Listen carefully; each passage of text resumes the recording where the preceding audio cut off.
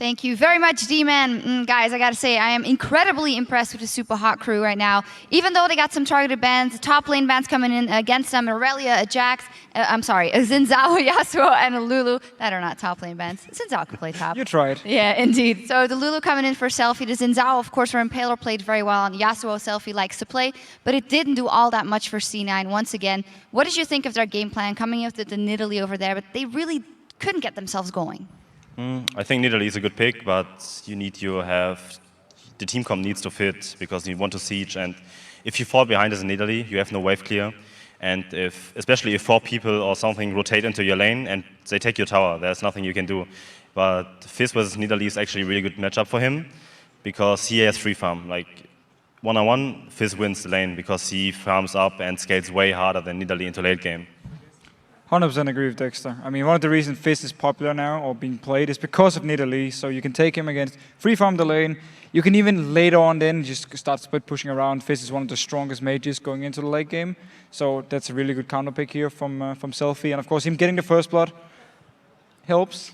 Yeah. And he just continued to go from there. And the whole comp from Cloud9 was very good if you got into late game.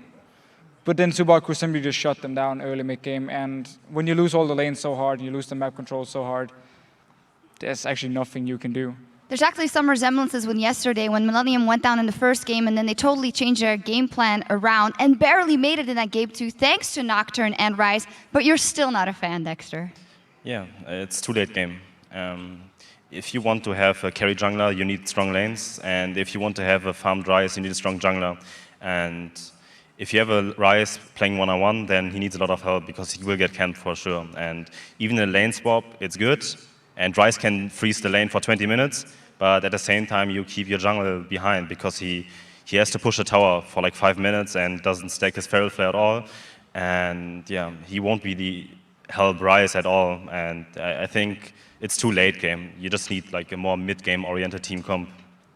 Well, I like the idea about going more late game for them because they showed in game 1 when they had their pick comp with LeBlanc, with Kha'Zix, they couldn't really play the map well enough. So I like the fact they went more for team fights and they went more for, if we get ahead early game, we can start sieging down the tower with Nidalee, we can force them to fight us, and then we have this very strong comp with Ryze as well, who can go in there and obviously scales well into a late game. So I like the idea. But again, when you're actually getting outclassed against Supa Hot crew in the lanes, there's just nothing you can do here. So they need to come in for the third game now, and just either they need to go for comfort picks where they know they can perform, or they just have to try and pick very strong laners and think, okay, we just need to win the laning phase now and then see what happens. I mean, I'm not sure what they actually should do, and that's why they're also behind. Well, that's fine, because we have the Oracle here, Dexter, who yesterday predicted everything that Millennium should do. So, Dexter, do you have any ideas? Because when you're falling behind in those lanes individually, there is not a lot you can do. The problem is preparation coming into the games, and in the weeks of practice, you prioritize champions, and you can't change that in like 2 games because world-class teams can do that. They can adapt to it. Like a team like Fnatic could do it, or Gambit, but it's really hard for someone or for a team that is an amateur scene to actually shift priorities between games. And yeah, I think they had a game plan already figured out, and they need to execute it properly. Like the team comps are there, they have like solid picks, but the execution is lacking. So yeah, and just to add to what Dexter is saying here, NIP yesterday, they never went for something like a Jax, never went for Ryze, never went for Nocturne, Kha'Zix. All the picks Millennium used to beat them, NIP couldn't adapt and pick them up themselves. They didn't actually play them, I believe. So it seems to be the thing here for the challenger teams, at least in Europe. The champion pools are not as, as deep as the LCS teams, and also the comps they can use doesn't seem to be there. So once they actually fall behind, once something doesn't work for them, they don't really know what to do to adapt. Yeah, strategy, of course, and preparation is one thing, and what's in your head is another thing. How can you adapt mentally? And that's also something we asked you guys at home at the top of today's show on Twitter. Which team has a psychological advantage in a promotion series and why? And here are some of the responses you sent in. The first one is from @YepIt'sJustGen. Supa Hot crew have the advantage. They have already handled great pressure from being in the LCS so far, and Mr. Raleigh is an insane AD carry. I love watching his Lucian, straight up.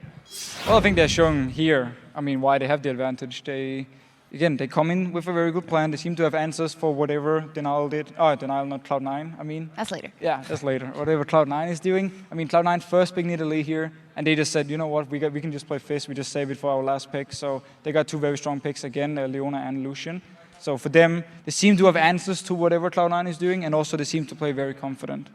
The second one is from @JustinMingledor, #LCS, advantage to C9E and Denial. Copenhagen Wolves and Supa crew are essentially fighting for their lives. It's either perform or panic. Don't know if I 100% agree, because if you've lived the LCS life, you of course don't want to give it up, right, Dexter? You don't want to give it up, Yeah. no matter what happens. I think it's way harder to get into LCS than to drop out. Like, I talked with a lot of players, and everyone agrees it's like way harder to actually drop out than to get into the LCS. It's way harder than to drop out, because you get a lot of experience, and it's basically a job. And you're not like an amateur who has like, you spend way more game time, actual game time of playing as a LCS team and living together, and you have more resources. So it's way easier to stay into LCS, and we see that here. Yeah. And you get the absolute best practice. Every week you play the best teams in your region, and it can get better. Absolutely. Well, maybe if you can't make it in here, you can try out for some North American team. Last one is from @HMX Constantine. The Wolves have the biggest advantage. Oldest franchise competing. Some of the most talented players in Europe. We'll, of course, see the Copenhagen Wolves going up versus Denial later on. And we talked about it earlier, how Forgiven and Amazing are among the best in Europe at their position. Those two, so strong players.